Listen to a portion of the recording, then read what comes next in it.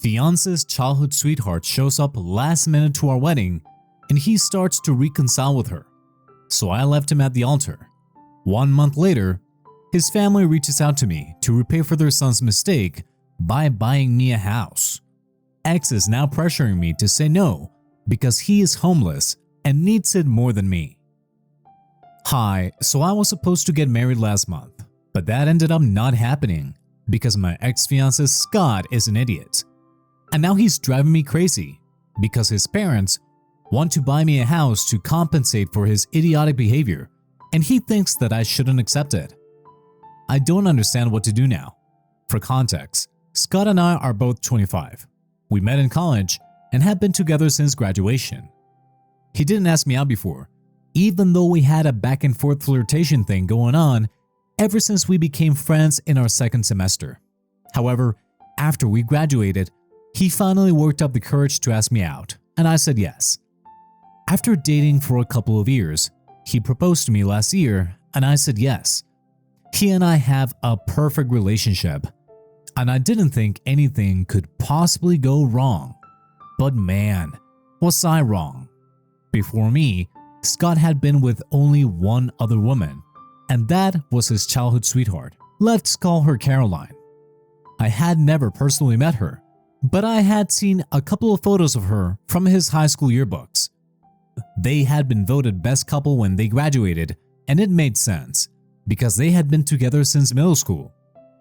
He never spoke about her, but I did get to know from a couple of his friends that they had been inseparable while they were growing up. They had been best friends when they were in elementary school, which turned into a relationship by middle school, and by the time they were in high school, they were actually planning to get married. Unfortunately, it didn't work out for them because Caroline's father wanted her to go to business school in New York, which was really far away. They tried to make things work and continue the long-distance relationship, but they couldn't, and it led to a lot of fighting. So they broke up a few months after college started. I didn't know about any of this until much later, because Scott introduced me to his school friends after we had already been together for 3 months. I did find it weird that he hadn't mentioned anything about Caroline when we first started dating, because it felt like a pretty significant thing to skip telling me since they had been together for so long and even had plans to get married after college. Also, the fact that they had broken up in the first year of college, and by then, Scott and I were already friends and did have a bit of a cute little flirtatious thing going on. I had no idea that he was struggling with a breakup at the time. Even after we started dating, he didn't tell me anything about Caroline, and since he had deleted all photos of her from his social media, I couldn't find out about her myself either while I was stalking him before we started dating. I don't think his school friends would have mentioned Caroline either, but one of them slipped up. The day I learned about her had also been the day of our first big fight as a couple, so I remember it quite clearly obviously. It had been his birthday, and he had invited all his school friends over so he could introduce me to them and we could have dinner together. I had already met his family, and since we were in college together, I knew that group of friends as well. These were the only people who didn't know me, so we hosted a special dinner on the day of his birthday for them to get to know me, but it was actually I who got to know Scott better that day. While we had been talking after dinner, Scott left the room to attend a call from a relative since his friends were making a lot of noise to mess with him, just like guys do. Once he was outside, one of his friends mentioned that he was pleased to see that he and I were so happy together because he genuinely hadn't expected Scott to ever be able to move on from Caroline. I had been caught off guard when he said that because at the time, I had no idea who she was, and they realized that immediately after I made a face and asked who that was. They tried to brush it off, but the cat was already out of the bag, and I pushed them to tell me who they had been talking about. So they were forced to tell me about Caroline and her history with Scott. They probably knew that they had messed up and tried to cover it up by making it seem like no big deal. But as soon as I heard that Caroline and Scott had been together since middle school and had plans to go to college together, I knew that this was a big deal, and I had to confront Scott about it after his friends left. Everyone had sobered up by the time Scott came back to the room and cleared out quickly afterward. Once everyone was gone, I decided to bring Caroline up and asked Scott why was this the first time that I heard about her because it seemed to me like he was trying to cover up a very important part of his life and hide it from me. I could tell at the time that he was very uncomfortable talking about this because he kept saying that it was no big deal and tried to downplay the significance of that relationship. He tried to convince me that Caroline had meant nothing to him and that it had been just a stupid high school relationship, which he had completely moved on from. But I didn't buy it because I was hurt that he hadn't told me anything about this woman. I insisted that he tell me everything because it was important for me to know, but he didn't think that Caroline had anything to do with our relationship and refused to talk about her. When I kept pushing, he snapped at me and told me to mind my own business. So that led to our first big fight, and I ended up spending the night at a friend's place because he had been simply horrible that day. He had told me that it wasn't his job to make me feel less insecure, especially when it came to a past relationship that he didn't even want to discuss. He completely glossed over the fact that he had kept this a secret from me for no real reason and made it all about me and my issues, saying that I was getting insecure over a past relationship from high school. And it showed that I had a lack of trust in this relationship, so it was insulting to him. He somehow convinced me that I was getting upset for no reason and that the only reason he hadn't told me about Caroline was because he knew that I would react exactly the way that I did and get upset because he had been with her for a long time. But I would refuse to believe him if he said that it didn't mean anything to him anymore and kept feeling jealous and insecure about her. He played it quite cleverly, and a few days after the fight, I started to think that I had probably made a bigger deal out of it than was necessary and blown it all out of proportion. So I apologized to him, and he forgave me as long as I promised him that I wouldn't bring Caroline up again. He told me that the reason he didn't want to talk about her was because she was really clingy and annoying, and it was embarrassing for him to talk about her because it just reminded him that he had wasted so many years of his life with her. And he didn't want to waste more time talking about her when he was with me now. So I promised him that I wouldn't bring her up again, and we decided to move on from that fight. I did meet his school friends several times after that, and Caroline only ever came up once, because I guess he had probably instructed them all not to talk about her around me ever again. The last time that I heard about her was just a couple of weeks after the fight, and I had run into the friend who had mentioned Caroline the first time that we met at the grocery store. He told me that Scott had told him about the fight that we had, and he felt like he needed to apologize for it because it wasn't his place to say anything about his relationships, past or present. And he felt bad for causing a fight between us. He told me that I had nothing to worry about, especially if it was about Caroline. Irrespective of the length of their relationship, he had never seen Scott as happy with her as he had been with me.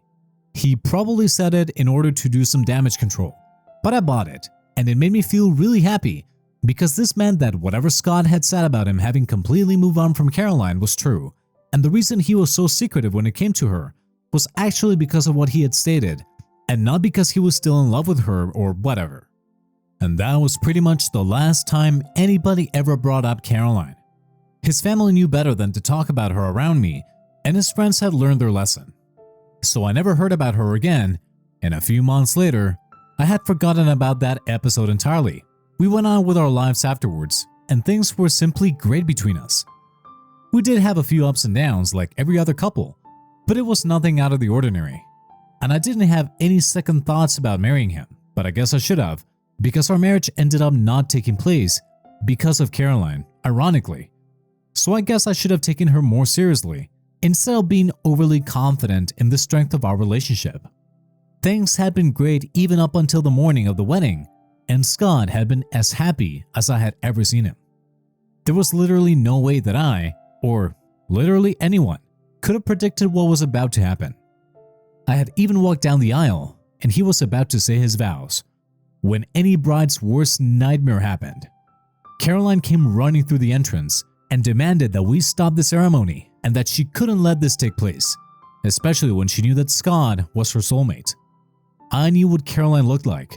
I had seen her before in the yearbook photos, and I had wished that I would have never had to see her in real life, because I couldn't imagine any happy circumstances that would lead to us meeting. I was in shock and I froze up there at the altar, as did Scott and everyone else who was present there. We didn't have any security measures in place because this was supposed to be a really private and intimate ceremony, and there were really not many guests who knew about this anyway. So hiring a security team didn't seem like a priority. We were also having this ceremony on Scott's uncle's property, which wasn't open to the public, and most people didn't know about it. I regretted all that later, once I realized that the wedding wasn't going to happen.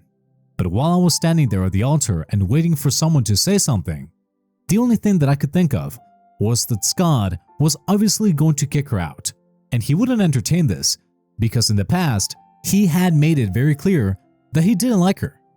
So you guys can probably imagine how horrified I was when instead of telling her to get out, Scott actually started talking to her about how she had managed to find us because we hadn't exactly publicized the details of our wedding. He seemed to have forgotten about the vows altogether and was just having a conversation with her while everybody looked confused.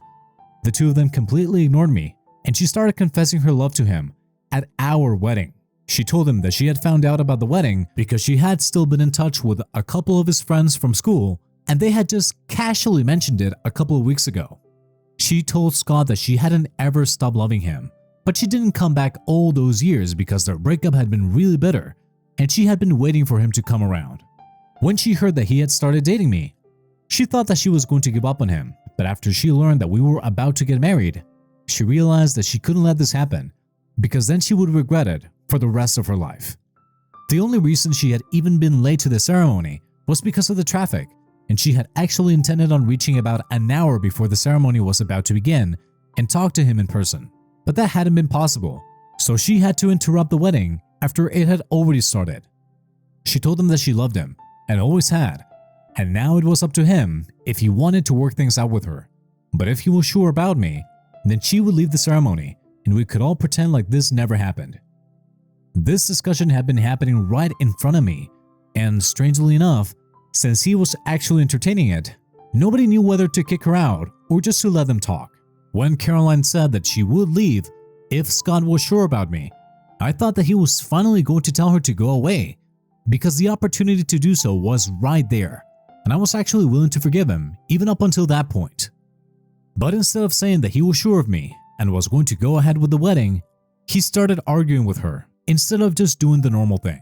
He told her that she had been unfair to him by attending a different college and breaking up with him because that had never been part of the plan, and now she was here confusing him just because she hadn't been able to make up her own mind. He accused her of being selfish and never thinking about his feelings, and Caroline apologized for it and tried to tell him that she would change. By then, almost 10 minutes had passed and she interrupted the ceremony, and I had come back to my senses. They were having a full-blown conversation about the past, and I realized that this was turning into all about them. I was nothing but a supporting character by that point. I felt incredibly hurt that Scott was entertaining this conversation instead of just showing her out, and all eyes were on them now. Even my parents and my bridesmaids were frozen to their spots because they didn't know what to do, and I can't even blame them for it because everything that was happening was just so strange. I couldn't take it anymore, so I decided to walk away instead because it had become increasingly clear to me that no matter what Scott said, he still did have some feelings for Caroline and had been playing me like a fool all along. Even as I started walking away from the altar, he didn't try to stop me and only said that he would get back to me when he had dealt with the situation at hand and that I could go wait in my hotel room until he had sorted things out here. Once I was inside my room, I completely broke down because it was insane to me that instead of kicking her out of the venue, Scott was actually trying to talk to her and making it all worse than it already was. My wedding day was supposed to be the happiest day of my life, but because of Scott and Caroline, it turned into a complete nightmare, something straight out of a badly made rom-com. And as it turns out, I was not the leading character here. I was the idiot who gets dumped on her wedding day because the guy is still in love with his ex, but I had been too blind and stupid to realize it earlier. While I was having a breakdown in my room, my parents and my bridesmaids came by a little later, maybe 15 minutes after I left, and told me that they had left the venue because Scott and Caroline were still talking and had excused themselves to have a private conversation before they returned to the ceremony. I couldn't believe it and started crying again because at that point, there was just no hope, and I knew that I wasn't going to get married that day. My parents told me that they had told all the guests from our side of the family to go home and then come up to my room because they didn't think that the wedding was going to happen. They suggested that they take me home with them because this was quite insulting for everyone, and I said yes to that. So instead of waiting for Scott to be done with his conversation with Caroline and finally come to talk to me, I decided to go back home with my parents. My bridesmaids very graciously offered to take care of the situation with the guests so that I could deal with this on my own, and within an hour, I had packed up my things and was heading back home with my parents. I kept crying throughout the car ride while my mother tried to comfort me, but even then, some small part of me was hoping that maybe Scott would call me and ask me to come back, or he would beg me for forgiveness, and then we could still get married, because I refused to believe that this was happening to me right now. However, he didn't try to reach out to me until the evening, and that was only to explain to me that he had decided not to get married or to get back with Caroline, because he felt like neither of those options were suitable for him right now, and he needed to be alone for a while so he could sort out how he felt about both of us inside his own head before he came to a conclusion. So all of that had been for nothing eventually. In the text, he told me that he had been talking to Caroline for a really long time, and they had discussed everything that had been left unsaid during their breakup. In doing so, he realized that maybe he hadn't completely moved on from her, which is why it had been so difficult for him to talk about her, but now he couldn't run away from his feelings anymore. And he didn't think that it was fair to me, so he was breaking things off with both of us until he was clear about what he felt. He mentioned that his parents were going to take care of all the expenses, so I didn't have to worry about any of it. And then he said that he was terribly sorry for whatever had happened and for ruining what was supposed to be a beautiful day. He said that he hoped that I could forgive him someday, but until then, he felt that we should take some time apart. When I read that text, I swear, I started crying so hard that I almost threw up because I was devastated. I actually felt physically ill for the next couple of days and couldn't even go back to my house, so I had to stay with my parents while they nursed me back to health. Scott's parents handled everything and were actually pretty nice to me because they reached out to me a few days after the day of the wedding and apologized to me for what their son had done. They told me that they were really ashamed of everything that had happened and were willing to do whatever it took to make it up to me. But I couldn't ask anything of them because this wasn't their fault. They were really decent people, and Scott's behavior was all about him. They had nothing to do with that. So that was it, and once the wedding vendors had been paid off, I decided to take a break and just sort of process everything that happened. Because it's not every day that you spend months planning a wedding with the man that you love, only to have it ruined by his ex-girlfriend. I can joke about it now because it's been almost a month, and I have been talking about this in therapy and trying to work out my feelings. But it still hurts. I have no idea what Scott had been up to because I had deactivated all my socials and blocked him from everywhere after I had replied to his text and told him that I was making it easier for him to decide between me and Caroline by removing myself from the equation, and now he didn't have to choose anymore. After sending that message, I blocked him, and he didn't try to reach out to me after that. However, a few weeks ago, his parents paid me a visit and told me that they had come into a lot of money because his dad had just made CEO, and that came with a significant pay raise. So now they wanted to buy me a place of my own, which they had been planning to do anyway. It was originally supposed to be a wedding gift for me and Scott, but now it was going to be a gift to me to make up for whatever had happened.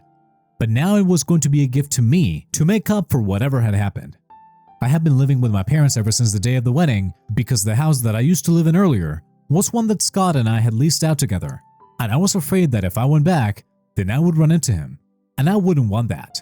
My bridesmaids had been the ones to pack all my things and bring them back home for me a week after the day of the wedding, and they had told me that the house had been completely empty when they showed up there, so they knew that Scott hadn't been around and had left with his things before me. I had spoken to the landlord, and he had also confirmed that Scott had backed out of the arrangement, and now I was his only tenant. So I told him about whatever had happened and said that I wouldn't be coming back because it was just really difficult for me to return to our home, and I couldn't move back for practical reasons as well. The rent would be too high for me to pay by myself. So right now I have nowhere else to go, and I know that I can't live with my parents indefinitely, and his parents were nice enough to offer, so then I don't see any reason for me to reject it. But Scott found out about this somehow and has since started hounding me from different phone numbers to try and pressure me into rejecting them because he's apparently homeless now and has been living in his car for the past few weeks. He believes that he is entitled to the house, and that I should tell his parents no so that they approach him instead. He hasn't explained anything to me like how he ended up homeless and living in his car, or why he isn't on speaking terms with his parents anymore, and claims that is none of my business. But he keeps saying that I can't accept the offer because he needs the house more than me right now, and it would be really selfish of me to say yes. I really want a place of my own, and I don't think that there is anything wrong with me accepting his parents' offer. Would I be the a-hole if I let my ex-fiance's parents buy me a house while he's homeless? Okay, so I told Scott that I wasn't going to give him the benefit of the doubt unless he told me the truth about how he ended up homeless. And he finally confesses to me that after the day of the wedding, he decided to resign from his job and go off for some soul searching. He didn't even wait for the 2 weeks and just took off. He ended up spending a week in the Japanese islands and blew through all his money. He didn't keep in touch with anyone for that 1 week, not even his parents. He had been expecting his parents to help him out by letting him live with them when he came back, but they were obviously really angry because he had disappeared without a word and hadn't even bothered to give them an explanation. But now he expected them to help him out just because he was back. So they got into a big fight, and he told them that he didn't need their help, but he soon realized that he had no place to go since he had ended his lease for our old place and he couldn't count on his parents. He could get a new apartment, but that would take some time, and he didn't have a stable income right now. So he also had to look for jobs. He couldn't live with any of his friends either because he had fought with them as well after the day of the wedding for being loose-lipped around Caroline and telling her about the details of the wedding, and none of them were talking to him anymore. So he had no one at the moment, but thankfully he heard about his parents' offer to me from his father's realtor. That guy didn't know about the wedding falling through and had contacted him to ask what kind of house he was looking for because he had assumed that when Scott's father told him to start preparing a list of potential properties, he was probably referring to the wedding gift that they had discussed earlier. And so he had reached out to Scott, which is how he found out that his father was buying a house. And he knew that it was for me because his father had told his realtor to look for places near my workplace. It was actually quite impressive because it must have taken him a lot of detective work to come to that conclusion. But now that I knew the truth and all my questions had been answered, I had no use for him anymore. So I disconnected the call once he was done talking and blocked that number as well. It was a really mean thing to do, but I don't care. What he did to me was far worse than this pettiness. So now, I have a free pass for everything. I finally reached out to Scott's parents, and I told them that I was ready to accept their offer because I really felt like I deserved it. I also told them about Scott's homelessness, and they told me that they were ready to help him out as soon as he came to his senses and apologized to them. But if he couldn't own up to his mistakes, then there's not much that they can do for him. And I agree with them. It's about time that he learns to clean up his own messes. He has been trying to contact me ever since I hung up on him the last time, but that door is closed now. I hope he realizes that and stop wasting his own time because it's pretty embarrassing. Hi, it's been a couple of weeks since the last update, and I have officially moved into my new house. Scott's parents and my parents were all great help, and I recently even hosted a housewarming party where everyone was invited, including my guests from the wedding, because I wanted everyone to have a nice time, since they had all been really gracious and helpful in the aftermath of the wedding fiasco. Everyone congratulated me because I seemed to be doing a lot better than the last time they saw me, and I really am. I feel a lot better now. As for Scott, I don't really know what he's up to. A couple of my friends told me after some online stalking that he has moved in with Caroline, or at least that's what it looks like from his social media. Because he is definitely living in a woman's house, that's for sure, given the feminine decor and everything. But I don't care now. It doesn't matter to me. He can live wherever he wants to, as long as it's far away from me. And that was it for today's story. Thank you very much for listening. Smash that like button for me, and subscribe for more stories. Thanks again, and we'll be seeing you in the next one.